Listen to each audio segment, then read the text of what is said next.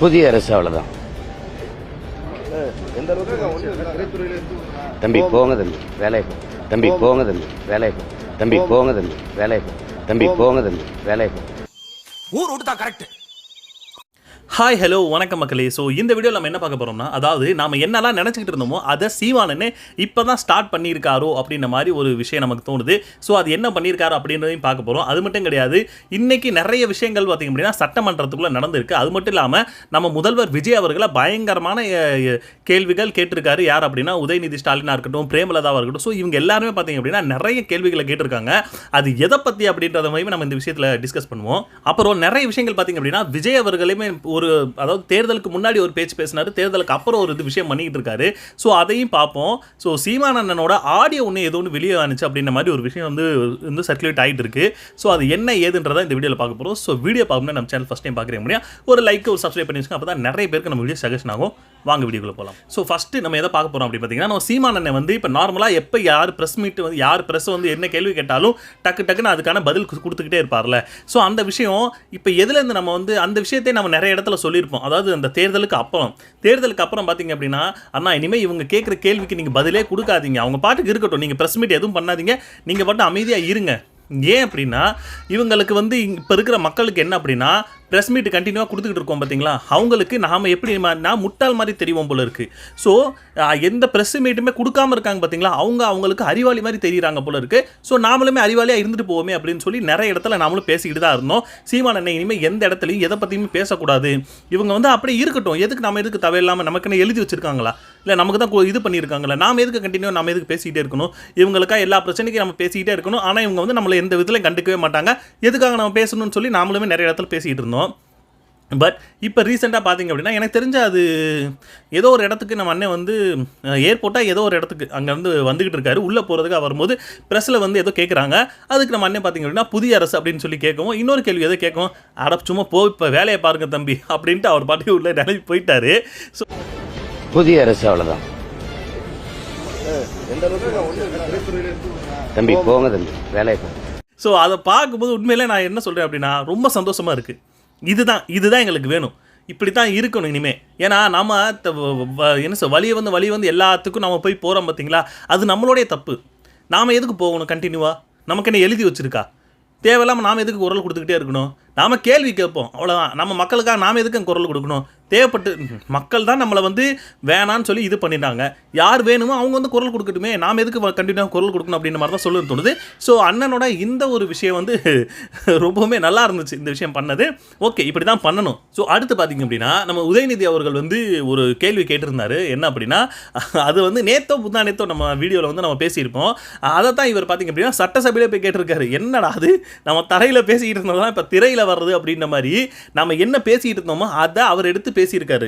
அதாவது நார்மலாக திமுக என்ன சொல்லுவாங்க அப்படின்னா, ஆளுங்கட்சியாக இவங்க இருந்து செயல்படுறதை விட எதிர்கட்சியாக ரொம்ப நல்லா செயல்படுவாங்கன்ட்டு அதை உதயநிதி இப்போ வந்து இந்த இடத்துல காட்டியிருக்காரு. என்ன அப்படின்னா, என்டிஏல இருக்கக்கூடிய அதாவது அந்த பிஜேபிக்கு இந்த சப்போர்ட்டாக இருக்கக்கூடிய அந்த கட்சிகளுக்கு அந்த இதுலேருந்து வெளியே வந்த அதாவது இப்போ ரெண்டு தான் பிரிஞ்சுட்டாங்க பார்த்தீங்களா. 24 எம்எல்ஏ வந்து பார்த்திங்க அப்படின்னா இப்போ வந்து ஆதரவு கொடுத்துருக்காங்கன்ற மாதிரி ஒரு விஷயம் போயிட்டு இருக்கு.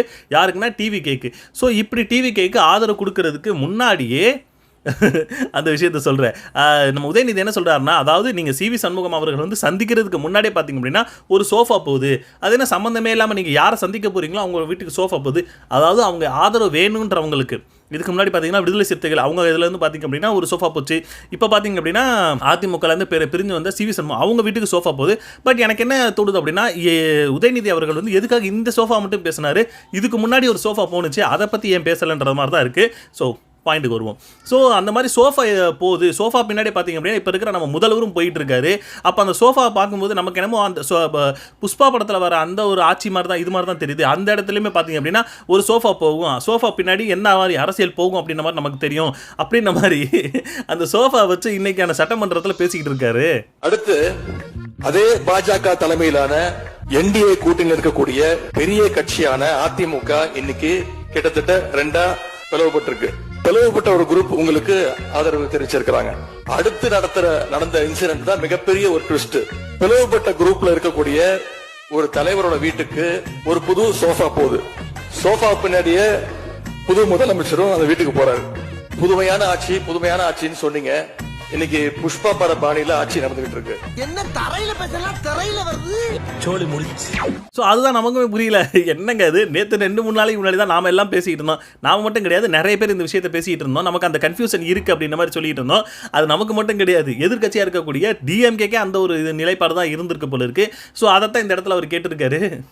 புரியலையே அப்படின்ற மாதிரி தான் இருக்குது. ஸோ அடுத்து பார்த்தீங்க அப்படின்னா உதயநிதி அவர் பங்குக்கு போட்டு அடிச்சு விட்டாரு. இன்னொரு பக்கம் பார்த்தீங்க அப்படின்னா பிரேமலதா அவங்க ஒரு பக்கம் போட்டு தாவேகா அதாவது முதல்வர் அவர்களை போட்டு இது கேள்வி கேட்டுக்கிட்டு இருக்காங்க. என்ன அப்படின்னா, அதாவது உங்களுக்கு நீங்கள் தான் சொன்னீங்க மன்னர் பரம்பரையிலேருந்து வரல, அந்த பரம்பரையிலேருந்து வரல அப்படின்ற மாதிரி ஒரு விஷயம் சொன்னீங்க. அதுக்கப்புறம் நீங்கள் பார்த்தீங்க அப்படின்னா உங்களுடைய ஜோதிடர் உங்களுக்கு நீங்கள் அப்படி ஆகிருவீங்க இப்படி ஆகிருவீங்கன்னு சொல்லி கொடுத்துக்கிட்டு இருக்கிற உங்கள் ஜோதிடர் உங்களுக்கு வேணும் அப்படின்னா உங்கள் கை காசை போட்டு அவங்களுக்கு ஒரு இதை கொடுங்க. ஆனால் எல்லாருக்கும், அதாவது மக்கள் கொடுக்குற வரி பணத்து மூலயமா ஆட்சி நடந்துக்கிட்டு இருக்கிற இந்த ஆட்சியிலேருந்து இருக்கிற படத்தை எடுத்து அவருக்கு ஒரு பதவியை கொடுத்து அந்த பதவிக்கு நீங்கள் ஒரு இது கொடுக்குறீங்க அப்படின்னா இது எந்த விதத்தில் சரி அப்படின்ன மாதிரி பிரேமலதா ஒரு பக்கம் போட்டு அடிச்சுக்கிட்டு இருக்காங்க. முதலமைச்சர் அன்னைக்கு சொன்னாரு, அரசு குடும்பத்தில் இருந்து நான் வந்தவன் இல்லை என்று முதல்வர் சொல்லும் பொழுது வரவேற்றார்கள் அனைவரும். ஆனால் இன்றைக்கு அவருடைய ராஜகுருவாக இருப்பவரை மிஸ்டர் ரத்தன் பண்டிட் என்பவரை அரசியல் சிறப்பு அதிகாரியாக அரசு வேலையில் அமர்த்தியதை ஒட்டுமொத்த தமிழக மக்கள் சார்பாக வன்மையாக இந்த வரலாற்று சிறப்பு மிக்க அவையில் நான் அதை குறிப்பிட கடமைப்பட்டிருக்கிறேன். அப்படி உங்களுக்கு ராஜகுருவா இருந்தா உங்க பர்சனலா அவரை வச்சுக்கணும். பட் அவரை அரசு உயர் பதவியிலே கொண்டு வந்து இளைஞர்களை நம்பி மக்கள் வாக்களிச்சிருக்காங்க. இந்த இளைஞர்களுக்கு நீங்கள் என்ன உதாரணத்தை சொல்கிறீர்கள், என்ன வரலாற்றை நீங்கள் சொல்ல விரும்புகிறீர்கள், வருங்கால இளைஞர்களுக்கும் எதிர்காலத்திற்கும் இதன் மூலம் என்ன மெசேஜ் நீங்க சொல்றீங்க அப்படிங்கறத நிச்சயம் தெளிவுபடுத்தணும். இதைத்தான் நாங்களும் கேட்டோம். ஜோதிடர், அதாவது நீங்க பெரியார் ரொம்ப இது பண்றீங்க அப்படின்னா ஜோதிடர் வச்சு பண்ணிக்கிட்டு இருக்கீங்கன்ற மாதிரி நிறைய பேர் கேள்வி கேட்டுக்கிட்டு இருந்தாங்க. ஸோ அதே தான் நாமளும் கேட்குறோம். இப்போ நார்மலாக யோசிச்சு பாருங்க, அந்த இடத்துக்கு யார் இருக்கணும்? இதுக்கு முன்னாடி இருந்தவங்க பார்த்தீங்க அப்படின்னா கொஞ்சம் நிறைய படித்தவங்க அந்த மாதிரி ஆலோசகராக இருந்தாங்க, அரசு அந்த ஆலோசகராக இருந்தாங்க. ஸோ இவருமே பார்த்தீங்க அப்படின்னா ஆலோசகர்னு சொல்லிட்டு ஜோதிடரை போட்டு வச்சிருக்காரு, ரத்தன் பண்டிட்னு நினைக்கிறேன். ஸோ அவரை போட்டு வச்சிருக்காரு. இது எப்படி நிறைய பேருக்கு இளைஞருக்கு நீங்கள் வாய்ப்பு கொடுப்பீங்க அப்படின்னு சொல்லி எல்லாம் வெயிட் பண்ணிக்கிட்டு இருந்தா, நீங்கள் என்னடானா ஒரு ஜோதிடருக்கு நீங்கள் போய் வாய்ப்பு கொடுத்துருக்கீங்கன்னு சொல்லி போட்டு அடின்னு அடிச்சு விட்டாங்க. இவங்க மட்டும் தான் பேசினாங்க பார்த்தீங்கன்னா, இன்னும் நிறைய பேருமே இந்த விஷயத்தை எடுத்துகிட்டு பேசினாங்க. ஸோ இதை கேட்டுக்கிட்டு இருந்தேன். ஸோ தாவேக்காவிலேருந்து என்ன பண்ணியிருக்காங்க அப்படின்னா அவங்களுக்கு கொடுத்த பதவியை வாபஸ் வாங்கிட்டாங்க. வணக்கம். தற்பொழுது ஜோதிடர் ரத்தன் பண்டிட் அவர்களுடைய ஆணை திரும்ப பெறப்பட்டிருப்பது குறிப்பிடத்தக்கது. மக்கள் மன்றத்திலும் சட்டப்பேரவையிலும் எதிரொலி காரணமாக முதல்வர் விஜய் தலைமையிலான அரசு தற்பொழுது மல்டி எடுத்திருப்பது குறிப்பிடத்தக்கது. ஆமா, இத்தனை பேர் இதுதாங்க கரெக்ட், இது இப்படிதான் இருக்கணும். ஏன்னா ஒரு விஷயம் தப்பு நடக்குது அப்படின்னா, அரசு தரப்புல இருந்து ஒரு தப்பு நடக்குது அப்படின்னா அதை எடுத்து சொல்றதுக்கு எதிர்கட்சி ஸ்ட்ராங்கா இருந்து தான் ஆகணும். எதிர்கட்சி ஸ்ட்ராங்கா இருந்து அந்த கேள்விகளை கேட்டாதான் நம்ம பண்ணது தப்பு. ஏன்னா நிறைய பேருக்கு நம்ம என்ன நினைப்போம் அப்படின்னா, ஓகே இதை இதுல ஒன்றும் எந்த தப்பு கிடையாது அப்படின்ற மாதிரி நம்ம நினைச்சு பண்ணிட்டு இருப்போம். பட் அது வெளியில இருந்து பார்க்கும்போது அது வேற மாதிரியான ஒரு கண்ணோட்டத்துக்கு போகும். ஸோ அதை எதிர்கட்சி சொல்றது எதிர்க்கட்சி கொஞ்சம் ஸ்ட்ராங்கா இருக்கணும். எதிர்க்கட்சிக்கு உங்களுக்காக இருந்துட்டாங்க அப்படின்னா அது மிகப்பெரிய ஒரு இதான் மைனஸா தான் போயிட்டு போகும். நீங்க என்ன தப்பு பண்றீங்கன்னு கூட உங்களுக்கு தெரியாத லெவலுக்கு அது கொண்டு போய் விட்டுரும். ஸோ அதைத்தான் இந்த இடத்துல பிரேமலதா சொன்னாங்க. அதை இப்போ இந்த இடத்துல பாத்தீங்க அப்படின்னா அவருக்கு கொடுத்திருந்த அந்த பதவியை வாபஸ் வாங்குறாங்க அப்படின்ற மாதிரி ஒரு நியூஸ் இப்போ வந்துகிட்டு இருக்கு. So super. இந்த மாதிரி ஒவ்வொரு விஷயத்தையும் நீங்க கேட்டு அதை நீங்க சரி பண்ணீங்கன்னா சூப்பர், சந்தோஷம். ஸோ அடுத்து இன்னொரு விஷயங்க, இப்போ ரீசெண்டாக ஒரு வீடியோ கிளிப்ஸ்லாம் பார்த்துக்கிட்டு இருந்தேன். அதை என்ன அப்படின்னா ஒரு எம்எல்ஏ ரொம்ப எளிமையா இருக்காரு அப்படின்னு சொல்லி தாவேகா சைட்லேருந்து ஃபயர் விட்டு சுத்திட்டு இருந்தானுங்க. ஸோ அது என்னதானே அந்த நியூஸ் அப்படின்னு நம்ம போய் பார்க்கலான்னு போய் பார்த்தா, அவர் பார்த்தீங்க அப்படின்னா அவர்கிட்ட கார் கிடையாது, ஏன் செருப்பவங்க கூட காசு கிடையாது, செருப்பு இல்லாமல் வெறுங்கால நடந்து வராரு. பஸ்ஸில் தான், அதாவது எம்எல்ஏக்கான அந்த கொடுத்துருக்குற அந்த பஸ்ஸில் தான் அவர் சட்டமன்றத்துக்கு போகிறாரு அப்படின்ற மாதிரி பயங்கரமான ஒரு விஷயம் ஓடிக்கிட்டு இருந்துச்சு. பட் ரியாலிட்டி என்னன்னு செக் பண்ணி பார்க்கலான்னு பார்த்தா 2.5 கோடிக்கு அவர் சொத்து இருக்குன்னு சொல்லி அவர் அந்த தாக்கல் பண்ணுவாங்கள்ல, அந்த இது தாக்கல் பண்ணுவாங்க, என்கிட்ட இவ்வளோ சொத்து இருக்குன்னு சொல்லி அதில் 2.5 கோடி கிட்ட அவரோட சொத்து மதிப்பை மட்டும் காட்டி வச்சிருக்காருங்க.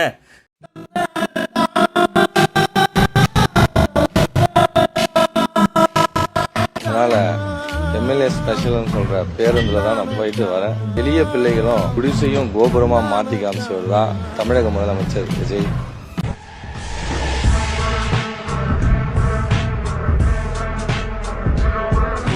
என்ன சார் இது? நீ இப்போ அது வேற இன்னொரு அந்த ஃபேக்ட் செக் பண்ணலான்னு பார்த்தா அவர் வேட்பாளராக வரும்போது, அதாவது அந்த அதாவது அந்த ஓட்டு கேட்டு வருவாங்களே, ஸோ அந்த டைம் பீரியடில் அவர் வரும்போதெல்லாம் காரில் வராரு, செருப்பு போட்டு வர்றாரு, இது எல்லாம் பண்ணுறாரு. ஆனால் சட்டமன்றத்துக்கு போகிறதுக்கு மட்டும் அவருக்கு செருப்பு அவங்க கூட கையில் காசு இல்லைன்ற மாதிரி உருட்டிக்கிட்டு இருக்கானுங்க. ஐயா, நீங்கள் ரீல் அந்து போச்சு. நீங்கள் இருங்க, நம்ம அது கேள்வி கேட்கவே இல்லை. இதில் என்ன சொல்கிறாங்க அப்படின்னா, தாவேக்காரங்க பார்த்தீங்க அப்படின்னா இந்த அளவுக்கு ஒரு எளிமையான ஒருத்தவங்களுக்கு வாய்ப்பு கொடுத்துருக்காங்கன்னு சொல்லி, அதை நீங்கள் எதுக்கு இந்த அளவுக்கு தப்பான ப்ரோபகண்டா இது பண்ணிக்கிட்டு இருக்கீங்க? அவர் நார்மலாக சரிப்பா அவர்கிட்ட இருக்குது, அவரே கொடுத்துருக்காரு, இந்த எனக்கு சொத்து இருக்குன்னு சொல்லி கொடுத்துருக்காரு, அதை வச்சு அவர் வராரு அப்படின்னா வந்துட்டு போட்டுமே. இப்போ தனியாக நீங்கள் இவர் எளிமையாக இருக்கார் அப்படின்ற மாதிரி ஒரு உருட்டி இப்போ என்ன பண்ணிட்டானுங்கன்னா, இப்போ இவரை போட்டு பொலன்னு பொழக்க ஆரம்பிச்சிட்டாங்க ஃபேக்ட் செக் பண்ணிட்டு.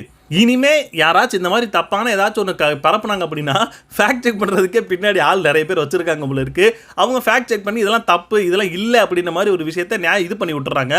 அதில் அவங்க தான் அசிங்கப்பட்டு போகிறாங்க. இவனுங்க பரப்புறது பார்த்தீங்கன்னா போலியோவை பரப்பி விட்டு அவங்கள அசிங்கப்படுத்திக்கிட்டு இருக்கானுங்க. ஸோ அடுத்த விஷயம் என்ன அப்படின்னா, ஏடிஎம்கே பார்த்தீங்கன்னா இப்போ 2 பிளவாக பிரிஞ்சு இப்போ 24 பேர் சிவி சண்முகம் அப்படின்னு நினைக்கிறேன். ஸோ அவங்க தாவேக்காக்கு ஆதரவு கொடுத்துருக்காங்க அப்படின்ற மாதிரி ஒரு விஷயம் போயிட்டு இருக்கு. ஸோ இன்றைக்கான சட்டமன்றத்தில் பார்த்தீங்க அப்படின்னா நம்பிக்கை வாக்கெடுப்பில் தாவேக்காக்கு நல்ல மெஜாரிட்டி ஆதரவு கொடுத்துருக்காங்கன்ற மாதிரி ஒரு விஷயம் இப்போ அவர் தான் ஆட்சி பண்ண போறாரு. ஓகே, இதுக்கப்புறம் பார்த்தீங்க அப்படின்னா அதிமுக அப்படின்னு ஒரு கட்சியே இருக்குமான்ற லெவலுக்கு நமக்கு ஒரு டவுட் வந்துகிட்டு இருக்கு. ஏன்னா எம்எல்ஏவே பார்த்தீங்க அப்படின்னா பாதிக்கு பாதி அவங்க பிரிஞ்சு போயிட்டாங்க அப்படின்னா, தாவேக்காக்கு ஆதரவு கொடுத்து போயிட்டாங்க அப்படின்னா, இந்த ஏடிஎம்கே அப்படின்ற மாதிரி ஒரு கட்சிக்கு என்ன மாதிரியான இது இருக்க போகுது அப்படின்றது புரியவே இல்லை. ஏன் சொல்கிறேன் அப்படின்னா, இருக்கிற எல்லாருமே கண்டினியூவாக கொஞ்சம் கொஞ்சமாக விலகி போயிட்டே இருந்தால் அது எந்த மாதிரி ஒரு இதை கொண்டு போகும்? ஏன்னா எம்ஜிஆர் ஜெயலலிதா இது ஒரு நடத்தின கட்சி. அப்போ அந்த கட்சி இப்படி போயிட்டு இருக்கே அப்படின்னு பார்க்கும்போது கொஞ்சம் ஒரு மாதிரி வருத்தமாக தான் இருக்குது. ஆனால் என்ன, இந்த மாதிரி ஒவ்வொரு இதுவுமே பார்த்தீங்க, ஒவ்வொரு சீமானே நிறைய இடத்துல இந்த விஷயத்த சொல்லுவார். என்ன அப்படின்னா, ஒவ்வொரு 50 வருஷத்துக்கும் ஒரு 50 வருஷம் தான் ஒரு கட்சி அப்படின்னா ஒரு 50 வருஷம் தான் மோஸ்ட்லி இருக்கிறதுக்கான வாய்ப்புகள் இருக்குது. அதுக்கப்புறம் அவங்க அவங்களோட இது இழக்கிறதுக்கான நிறைய விஷயங்கள் நடக்கும். ஏன்னா அது கண்டினியூவாக மக்கள் பார்த்துக்கிட்டு அது வேணான்னு சொல்லி தூக்கி போடுவாங்களே. ஸோ அது இப்போ அதிமுக கூட நடந்துகிட்டு இருக்கு. இப்போ டிஎம்கேக்குள்ள எதிர்கட்சியாக போய் விழுந்திருக்காங்க. பட் ஏடிஎம்கே பார்த்தீங்க அப்படின்னா அந்த ஒரு இதுவுமே கிடையாது. அதுலேருந்து பாதி தாவேக்காக்கு போயிட்டாங்க. ஸோ இப்படி அந்த கட்சி ஏடிஎம்கே கட்சி ஆல்மோஸ்ட் காலி ஆயிடுச்சு அப்படின்ற மாதிரி தான் சொல்லணும்னு தோணுது. பட் இந்த இடத்துல எனக்கு ஒருத்தரை நினைச்சாதான் எனக்கு சிரிப்பு வருது. என்ன அப்படின்னா, அந்த பாரி, ஏன்னா டெய்லி அதனால பற்றி பேசாமல் நம்மளால் இருக்க முடியாது போல இருக்குது. ஏன்னா எல்லா இடத்துலையுமே பார்த்தீங்க அப்படின்னா மூக்க நுழைச்சி பேசி வச்சிருக்காப்புல. ஸோ என்ன சொன்னார் அப்படின்னா, அதாவது இந்த நம்ம அந்த மாதேஷ் கேள்வியில் தான், அதாவது மாதேஷ் என்டிகே எப்பயுமே தனியாக நின்று அவங்களால ஜெயிக்கவே முடியாது, கூட்டணி அலையன்ஸ் போய் தான் ஆகணும். குறிப்பாக ஏடிஎம்கே கிட்ட போனாங்க அப்படின்னா அவங்க வாய்ப்பு ஜெயிக்கிற அளவுக்கு கூட வாய்ப்பு இருக்குது அப்படின்ற மாதிரி உருட்டிக்கிருந்தான். இப்போ உருட்டுங்க சார், அங்கே ஏடிஎம்கே இருக்கா இல்லையான்னு அவங்களே அவங்கள காப்பாற்றிக்குவாங்களான்றது சந்தேகம் தான். ஆனால் இதில் என்டிகேவை நாம் தமிழரை கொண்டு போய் ஏடிஎம்கேல போய் ஜாயின் பண்ணிவிட்டு அது மூலயமா ஆட்சியை பிடிக்கணுமா? அவங்க கட்சியவே காப்பாற்றுறது கஷ்டமாக இருக்குது. இவங்க நாட்டை காப்பாற்றுறதுக்கு நாங்கள் போய் நாம் தமிழர் ஏடிஎம்கேல போய் சேரணும்னு சொல்லிக்கிட்டு இருந்தாப்புல. எங்கள் பாரி சார் சொல்லுங்கள் சார், ஆல்ரெடி அவங்க காலியாகி போயிட்டாங்க. இவங்க கூட நாங்கள் எங்களை கூட்டணிக்கு போய் சொல்லிட்டு இருந்தீங்களான்ற மாதிரி தான் சொல்லணும்னு தோணுது. இப்போ பேச மாட்டாப்புல, ஏன்னா முடியாது. இப்போ ரீசெண்டாக பேசுனதுல அதாங்க சொல்லிகிட்டு இருந்தார். இப்போ சொல்லுங்கள், யார் கூட்டணிக்கு போகிறது? நம்ம அண்ணன் தனியாக நிற்கிறது தான் அந்த புலிக்கு மரியாதை, அதுதான் கெத்து. அப்படி தான் நிற்கணும். என்ன சொன்னாரோ அந்த விஷயத்தில் கான்ஃபிடென்ட்டாக நிற்கிறார்ல. இது வரைக்கும் எத்தனை கட்சி அப்படி நின்றுச்சு? தாவேக்கா கூட அந்த இதில் நிலைப்பாடில் மாறிடுச்சு. நான் என்ன சொல்கிறேன், தாவேக்கா இப்போ மெஜாரிட்டி அவங்களால எடுக்க முடியல. இல்லை சார், நான் மெஜாரிட்டி எடுக்க முடியல, நான் அவங்களோட கூட்டணிக்கு போகிறத தவிர்த்து நான் ரீஎலெக்ஷனை போய் கான்டாக்ட் பண்ணுறேன் அப்படின்னு சொல்லியிருந்தாருன்னு வச்சுக்கோங்களேன், 108 வந்த இடத்துல இனிமேல் எனக்கு தெரிஞ்சு 118 கூட வந்திருக்கலாம். மறுபடியும் ரீஎலெக்ஷன் வச்சுருந்தா அதுதான் சரியான இதாக இருக்கும். ஏன்னா நான் ஜெயிச்சிட்டேன், அதாவது எனக்கு மெஜாரிட்டி வரலை அப்படின்றதுக்காக இந்த திமுகவோட சப்போர்ட்டாக இருக்கக்கூடிய கட்சிகளாக இருக்கட்டும், காங்கிரஸாக இருக்கட்டும், அவங்க கூடலாம் நான் போய் கூட்டணி வச்சு நீங்கள் தூய சக்தின்னு சொல்லிட்டு மறுபடியும் போய் இந்த மாதிரி ஒரு தீய சக்தியில் தான் போய் சேர்ந்துருக்கீங்களே அப்படின்னு சொல்லும்போது ரெண்டுக்குமே டிஃப்ரெண்ட் கிடையாது. அப்போது தனியாக நான் நிற்கிறேன்னு சொல்லி இப்போ வரைக்கும் நின்றுக்கிட்டு இருந்தவர் யார் அப்படின்னா நம்ம அண்ணன் சீமான் மட்டும்தான். அவர் தான் அவர் கொண்ட கொள்கையிலையும் அவர் வச்சிருந்த ஸ்டாண்டையும் கரெக்டாக இப்போ வரைக்கும் நின்றுக்கிட்டு இருக்காரு. மற்ற யாருமே இப்போ வரைக்கும் நிற்கவே இல்லை.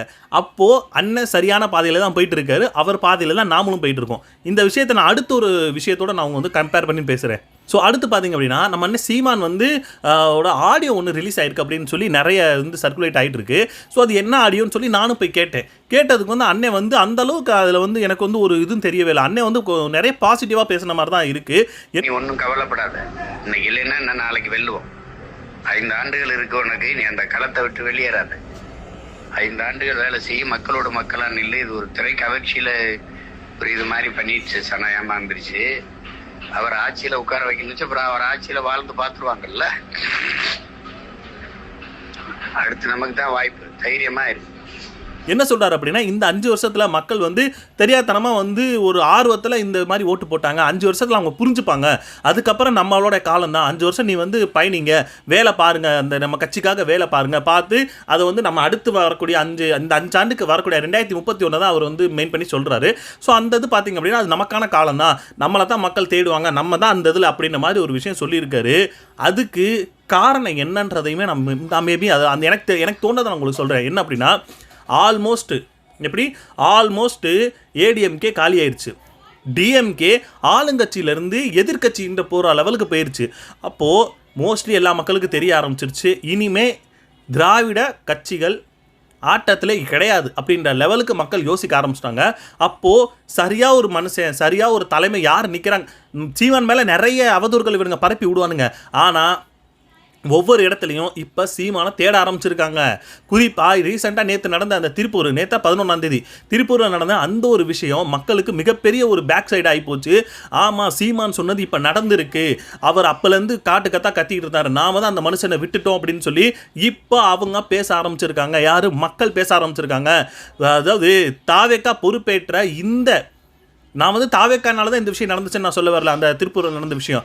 பட் தாவேக்கா பொறுப்பு ஏற்ற கொஞ்ச நாள்லேயே பார்த்தீங்க அப்படின்னா மக்கள் சீமானை தேடுறாங்க. அப்படின்னா இன்னும் எத்தனையோ வருஷங்கள் இருக்குது. அத்தனை வருஷத்தில் எந்தெந்த பிரச்சனைக்கு மக்கள் சீமானை தேட போகிறாங்க அப்படின்றது வந்து நாம் தான் பார்த்துக்கணும். ஏன்னா ஒவ்வொரு விஷயத்துக்கும் சீமான் அண்ணன் வந்துக்கிட்டே இருந்தார். இப்போது நீங்கள் ஓட்டு போட்டு வச்சுட்டீங்க, இனிமேல் அந்த பிரச்சனை தீர்மானம் கேட்டால் எனக்கு தெரிஞ்சு தீர போகிறது கிடையாது, அது அப்படியே கண்டினியூ ஆகிட்டு தான் இருக்கும்.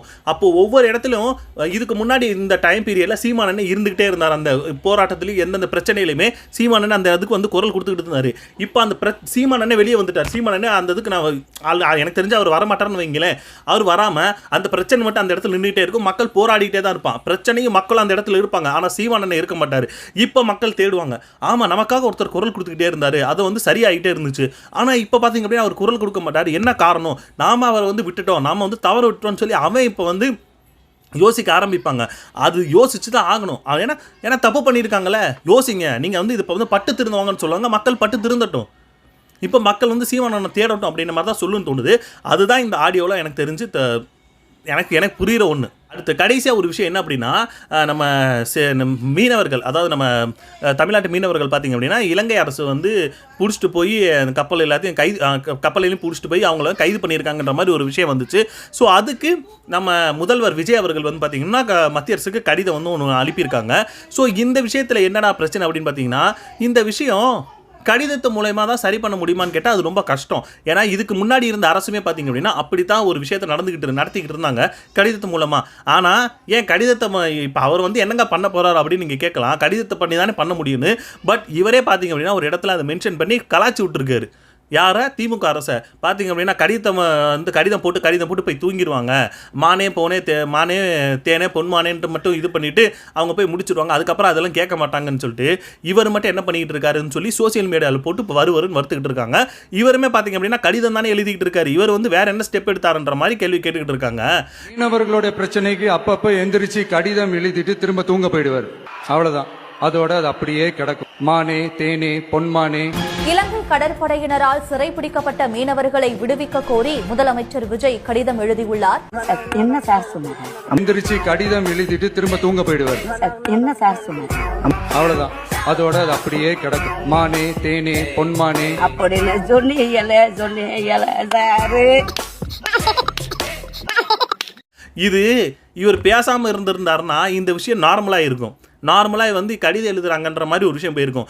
இவர் அந்த பர்டிகுலரான அந்த விஷயத்தை எடுத்து பேசுனதுனால இப்போ அதுவே அவருக்கு பேக் ஃபயர் ஆகிட்டு இருக்கு. அப்படி சொன்னீங்களே சாருன்னு சொல்லி காமெடி பண்ணி கலாய்ச்சிக்கிட்டு இருக்கானுங்க. அப்போது பேசும்போது என்ன பேசுகிறோன்றதை தெரிஞ்சு பேசுனாங்க அப்படின்னா இது நல்லா இருந்திருக்கும். ஆனால் பேசும்போது எல்லாத்தையும் வாயை விட்டுறது. இப்போ தானும் அதே வந்த உடனே தாங்களும் அதே மாதிரி பண்ணுறீங்க அப்படின்னா அப்போ உங்களுக்கும் அவங்களுக்கும் வித்தியாசமே இல்லையன்ற மாதிரி மக்கள் கேள்வி கேட்க ஆரம்பிச்சாங்க. நாமளும் அதை தான் கேட்டுக்கிட்டு இருக்கோம். ஸோ அவ்வளோதாங்க, இன்னும் என்னென்ன நடக்க போகுதுன்னு தெரில. ஸோ கண்டினியூவாக நம்மளும் கேள்வி கேட்டுக்கிட்டே இருப்போம். சீமானன் இந்த விஷயம் பண்ணது எனக்கு ரொம்ப பிடிச்சிருந்துச்சு. ப்ரெஸ்ஸை வந்து பேசுகிறது வந்து தம்பி போய் வேலையை பாருங்கன்ட்டு போனது ரொம்ப சந்தோஷமாக இருந்துச்சு.